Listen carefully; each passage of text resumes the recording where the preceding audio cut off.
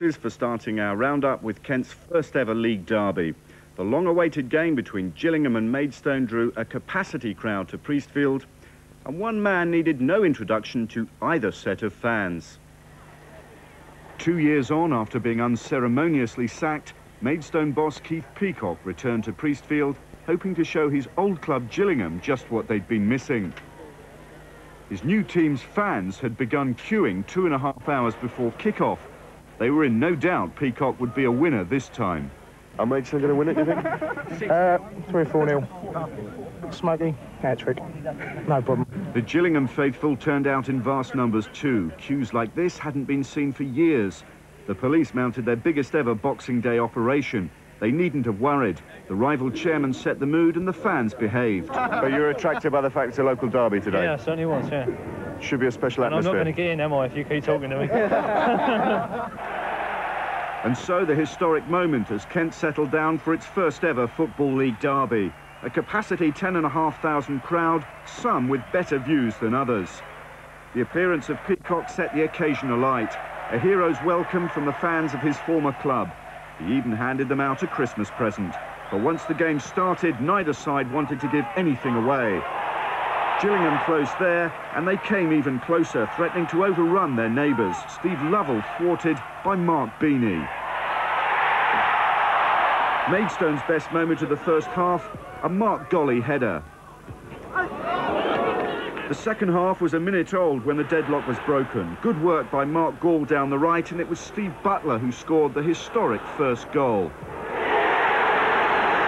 But Maidstone's celebrations had barely died down when Gillingham's new signing Mark O'Connor was upended by Beanie. London referee Tony Ward awarded the penalty. But from Steve Lovell's spot kick, Beanie made amends with a quite brilliant save. And it's well worth seeing that again because Beanie was playing with a dislocated finger.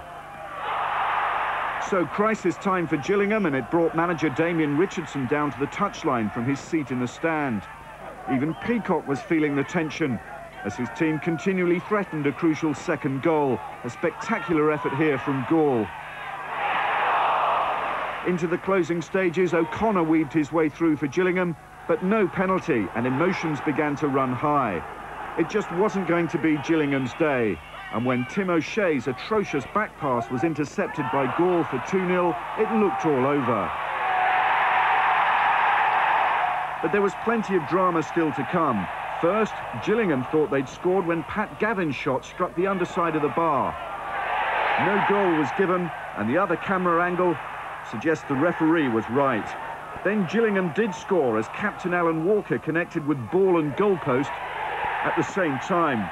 Luckily, number 7 Mike Trusson reacted quickly enough to prevent what looked like a serious injury. It was a nasty moment, but happily Walker recovered. Final score 2-1, and it was Peacock celebrating at the end. For Maidstone, this was their finest hour. I think on a personal note, yes, I probably dreamed of the day of coming back to Priestfield with a team that I could be proud of and putting on a good performance. But even in defeat, it was Alan Walker who knew he had more reason than anyone else to be thankful.